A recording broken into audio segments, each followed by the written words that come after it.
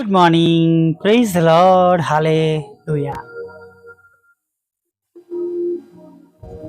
સવારની સલામ. પ્રભુની સ્તુતિ થાવ અને રાજાઓના રાજા અને પ્રભુઓના પ્રભુની સ્તુતિ થાવ.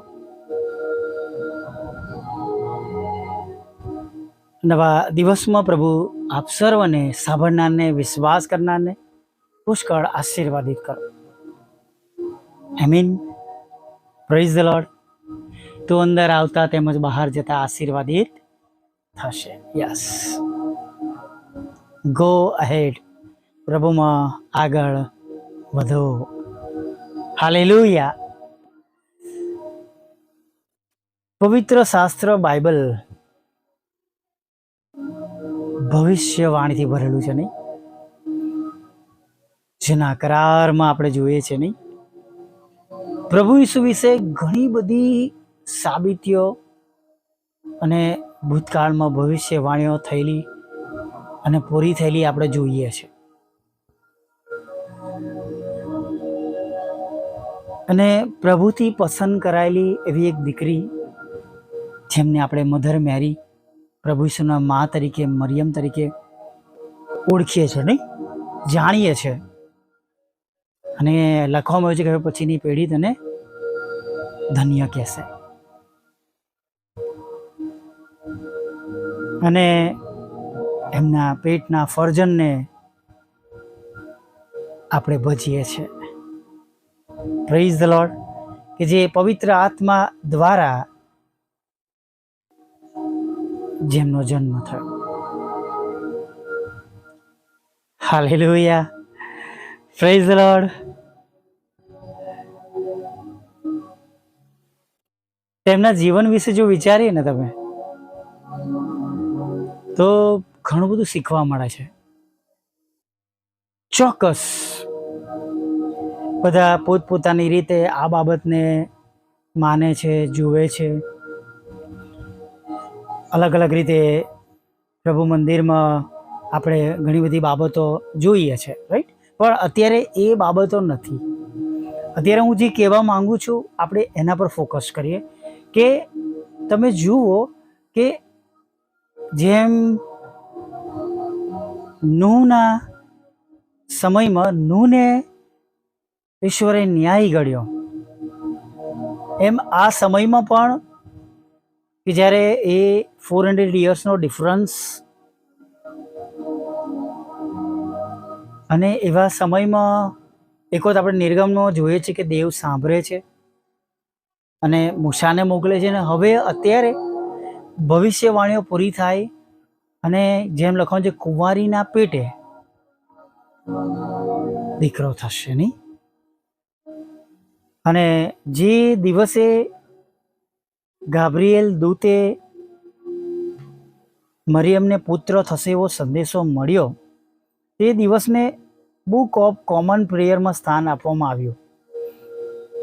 બુક ઓફ કોમન પ્રેયરમાં સ્થાન આપવામાં આવ્યું છે. અને આ દિવસને Lady Day of the Blessed Virgin મેરીના નામે 25મી વર્ષે ઉજવવામાં આવેલી છે. 25મી વર્ષે ઉજવવામાં આવે છે. આ દિવસે મરિયમે ઈસુની મા થવાનું સ્વીકાર્યું અને કયા પ્રમાણે મને થાવ, નહીં? ગજબની વાત છે ને, તારા કયા પ્રમાણે મને થાવ. સાંભળજો વહાલા મિત્રો. આ આનંદના સમાચારનો દિવસ લેન્ડના દિવસોમાં આવે છે એ નવાઈ લાગે છે, પણ ગુડ ફ્રાઇડેના દિવસોમાં અને આ દિવસોમાં એક સામ્ય છે. ગુડ ફ્રાઇડેના દિવસે દીકરાએ કહ્યું, બાપ, હું મારો આત્મા તારા હાથમાં સોંપું છું. અહીં માં કહે છે, બાપ, મારું શરીર તારા હાથમાં સોંપું છું, તારી ઈચ્છા પ્રમાણે થાવ. ગજબની બાબત છે ને, નહીં? મરિયમના જીવનમાં 7 આનંદ અને 7 દુઃખ ગણવામાં આવ્યા છે. મરિયમને ઈસુની મા થવાનો હક મળ્યો. સર્વ સ્ત્રીઓમાં ધન્ય ગણાય એ મરિયમ માટે આનંદની બાબત હતી. પણ સાથે સાથે આ સમાચારથી તેનો પતિ યુસુફ શંકાશીલ બન્યો એ દુઃખદની બાબત હતી. પોતાના પુત્રનો આવકાર ભજન વગેરે દૂતો દ્વારા માગ્યો અને ભરવાડો દ્વારા કરવામાં આવ્યા એ એના માટે આનંદની વાત હતી. પણ સાથે દુઃખની વાત એ બની કે પોતાના નાના બાળકને લઈને હેરોદની બીકે મિસરમાં નાસી જવું પડ્યું. 8 દિવસના બાળકને લઈને નાસી જવું પડ્યું. ત્રીજી બાબત, પોતાના 8 દિવસના બાળકનું મંદિરમાં અર્પણ થયું એ પ્રસંગ આનંદનો હતો. પણ સાથે તે વખતે સિમિયોન પ્રબોધકે ઉચ્ચારેલી ભવિષ્યવાણી જાણે દુઃખદ હતી. તારા જીવને તરવાર વિધિ નાખશે. ચોથી બાબત, 12 વર્ષની ઉંમરે પોતાનો દીકરો મંદિરમાં પંડિતો સાથે શાસ્ત્રીઓની સાથે ચર્ચા કરે છે, માણસોની પ્રસન્નતા મેળવે છે. એ મરિયમ માટે આનંદની વાત હતી. પણ સાથે સાથે દીકરાના વિયોગનું દુઃખ વેઠવાનું હતું. દીકરો ઘરે રહેવાને બદલે ફરતો ઉપદેશક બની ગયો, જેને રહેવાનું કે ખાવાનું ઠેકાણું નહોતું. કાના ગામમાં લગ્ન પ્રસંગે ઈસુએ પોતાનો દ્રાક્ષરસ બનાવતા કાના ગામમાં પ્રભુ ઈસુએ પાણીનો દ્રાક્ષરસ બનાવતો જોઈને માને આનંદ થયો. પણ સાથે પુત્રએ ઠપકો આપ્યો, બાય મારે ને તારે શું નહીં. આ બાબત આપણે ઘણી બધી રીતે જોઈએ છીએ, પણ અત્યારે આ બાબતને આ પ્રમાણે હું તમને કહેવા માગું છું. અને તેને કેટલું દુઃખ થયું હશે, તેની લાગણી દુભાઈ હશે. એ 5મી બાબત તરીકે જોઈએ. 6ઠી બાબત આપણે જોઈએ તો પોતાના પુત્ર માદાઓને સાજા કરે છે, ચમત્કારો કરે છે. એ જાણીને મરિયમને કેટલો આનંદ થતો હશે. પણ સાથે સાથે પુત્રની સતાવણી કરવામાં આવે છે, એની નિંદા કરવામાં આવે છે, તેના ઉપર ખોટા તોહમતો મુકાય છે. એ જાણીને મરિયમને કેટલું બધું દુઃખ થતું હશે. 7મી બાબત, છેલ્લી બાબત, મરિયમને માટે અતિ કષ્ટદાયક અને હૃદયને વિધિ નાખનાર દિવસ તો એ હતો કે જ્યારે પોતાના પુત્રને વધસ્તંભે લટકી રહ્યો હતો એ જોવું પડ્યું.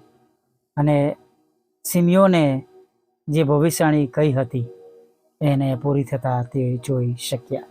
પણ જ્યારે પુત્રે વધસ્તંભ પરથી માને યાદ કરી અને યોહાનને માની સંભાળ લેવાની જવાબદારી સોંપી, ત્યારે માને કેટલો આનંદ થયો હશે, પુત્ર માટે કેવો ગર્વ થયો હશે.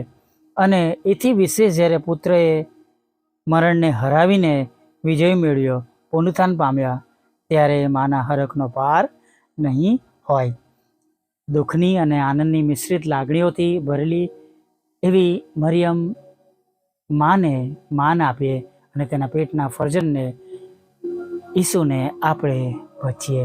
Hallelujah, praise the Lord. જે પ્રમાણે ભવિષ્યવાણી કરવામાં આવી હતી એ પ્રમાણે બધું બન્યું.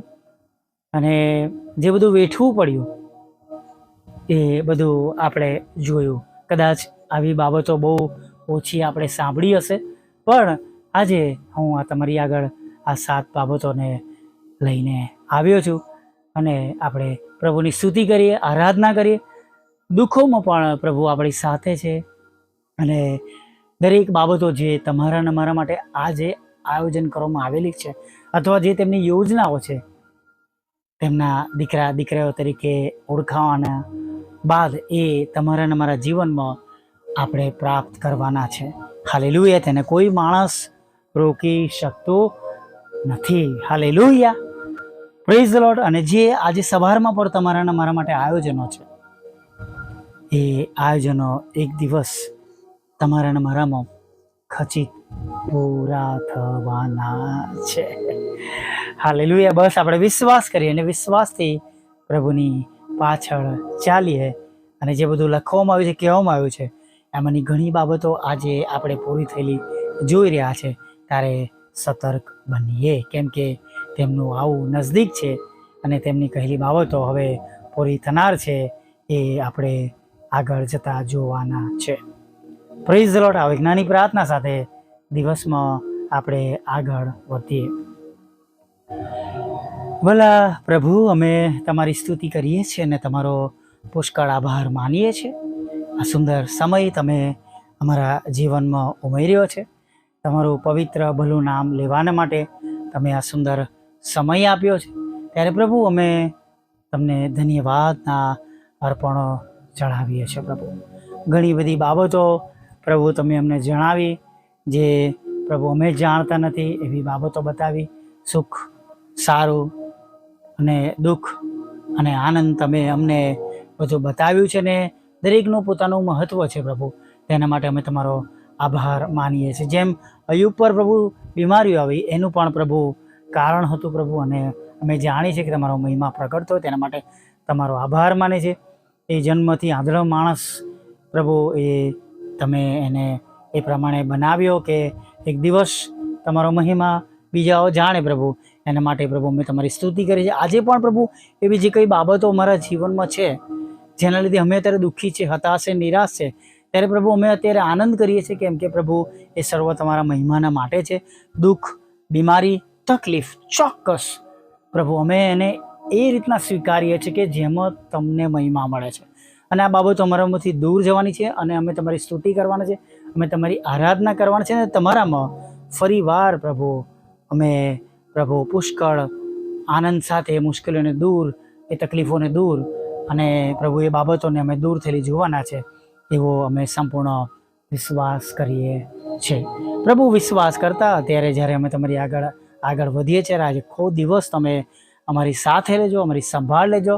આજના દિવસની અમારી દરેક જરૂરિયાતો તમે પૂરી પાડજો, અમારી સર્વ ચિંતાઓ તમે દૂર કરજો, અમને તમારા પ્રેમ, આનંદ અને શાંતિથી ભરી દેજો. અને ખાસ પ્રભુ દિવસમાં ખોરાક, વસ્ત્ર, અન્ન, પાણી આપજો, સારી તંદુરસ્તી આપજો. જે કંઈ યોજનાઓ તમારા નામમાં પ્રભુ આજના દિવસમાં અમારા માટે છે પ્રભુ પૂરી થાય. અમે અમારી ભૂલો, પાપ, ગુનાઓ પણ અમે તમારી આગળ કબૂલ કરી છે, એટલા માટે કે પ્રભુ આજના દિવસના આશીર્વાદો અમારા માટે રોકાઈ ના જાય પ્રભુ. અને જેમ તમે કહ્યું છે કે તમારા પાપ એ મારી ને તમારી વચ્ચે ભીતરૂપ છે, એમ પ્રભુ આજે અમે પ્રાર્થના કરીએ છીએ અમારા સર્વ એ જાણતા અજાણતા કરેલા પાપો, જાણી જોઈને કરેલા પાપોને તમે માફ કરો, અમને સ્થિર કરો, શુદ્ધ કરો, પવિત્ર કરો, અને તમારા બાળકો તરીકે તમે અમને પુનઃસ્થાપિત કરો કે અમે તમારામાં પુષ્કળ આગળ વધીએ, આનંદ કરીએ, અને પરમેશ્વર આજના દિવસમાં અમારા દ્વારા થયેલા કામો દ્વારા તમને માન અને મહિમા મળે એવી અમે પ્રાર્થના કરીએ છીએ પ્રભુ. ખાસ પ્રાર્થના કરી છે ઘણા બધા લોકો આજે માંદગીના બિછાના પર છે પ્રભુ, હોસ્પિટલમાં છે, જાત જાતના ઓપરેશનો થયા છે, અકસ્માત થયો છે પ્રભુ, હૃદય રોગનો હુમલો થયો છે, કિડનીઓ બંધ થઈ ગઈ છે પ્રભુ, હૃદયમાં હોલ કાણું પડી ગયું છે પ્રભુ પિતા, અને પ્રભુ ફેફસાઓમાં પાણી ભરાઈ ગયું છે પ્રભુ પિતા, આંતરડામાં પસ છે પ્રભુ, અને જઠરમાં કેન્સર છે, અને પ્રભુ કિડનીઓ હવે કામ કરતી નથી, લીવર ખરાબ થઈ ગયું છે પ્રભુ. પ્રભુ કરોડોની ગાદીઓમાં, મડકાઓમાં પ્રભુ ગાદીઓ, લિક્વિડ હવે રહ્યું નથી આંખમાં પ્રભુ. એ પાણી જે પ્રમાણે નસોમાં હોવું જોઈએ એની જગ્યાએ સુકાય છે પ્રભુ. દ્રષ્ટિ ઓછી થઈ છે, કાનેથી ઓછું સંભળાય છે પ્રભુ પિતા.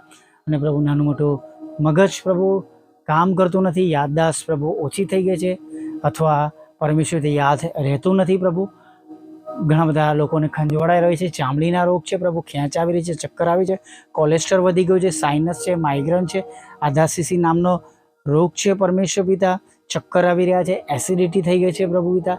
ત્યારે પ્રાર્થના કરી છે આ બધામાંથી તમે એમને સાજા કરજો. હાઈ ડાયાબિટીસમાંથી પ્રભુ, અને લોહીના વધારે દબાણ ઓછામાંથી પણ તમે તેઓને સંપૂર્ણ સાજાપણું આપજો એવી અમે પ્રાર્થના કરી છે. તમામ લડાઈ ઝઘડા, કોર્ટ કેસ, એફઆઈઆર ખોટા તુમ્મો તો તમે દૂર કરજો પ્રભુ. અને ખાસ કરીને પરમેશ્વર પિતા તમારી શાંતિ સ્થાપજો, ને જે કંઈ તમારા બાળકો સાથે અનીતિ થઈ છે, જે તેમની પ્રોપર્ટી ગુમાવી છે, લખાવી લેવામાં આવી છે, ચોરી છુપીથી પ્રભુ, પટાઈ ફોસલાવીને પ્રભુ, એ બધું એમને પાછું મળે તમારા બાળકોને પ્રભુ, એવું તમે થવા દેજો. તમે પ્રભુ એ સર્વનો પ્રભુ ન્યાય તમે કરજો, અને પ્રભુ તેઓના હૃદય બદલાય, અને જેમનું છે તેમને તેઓ પાછું આપે એવું હૃદય, તેમને મન તમે પૂરું પાડજો. વિધુર વિધવા બહેનો, અનાથો, મનબુદ્ધિ લોકો, માનસિક રોગી પ્રભુ, વિકલાંગોની પણ સાથ રહેજો. લગ્નનો આશીર્વાદ આપજો, બાળકનો આશીર્વાદ આપજો. તમારા બાળકોના જોબ, બિઝનેસ, આવકના સાધનોને તમે આશીર્વાદિત કરજો. તમારી સેવિકાના ખેતરમાંથી એ કડવા નામો જે પ્રભુ ઉમેરવામાં આવે છે એને દૂર કરો, તેનો કબજો તેમને મળી જાય પ્રભુ, એવું તમે થવા દો પ્રભુ પિતા.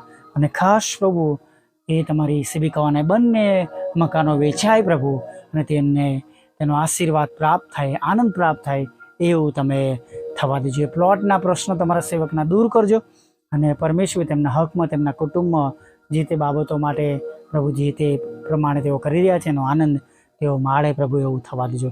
ખાસ અમે પ્રાર્થના કરીએ છીએ પ્રભુ મારા સતાવનારાના હૃદય બદલજો પ્રભુ પિતા. અને પ્રભુ જે અમારા મિનિસ્ટ્રીમાં રૂકાવટો છે પ્રભુ, એને તમે તોડો પ્રભુ.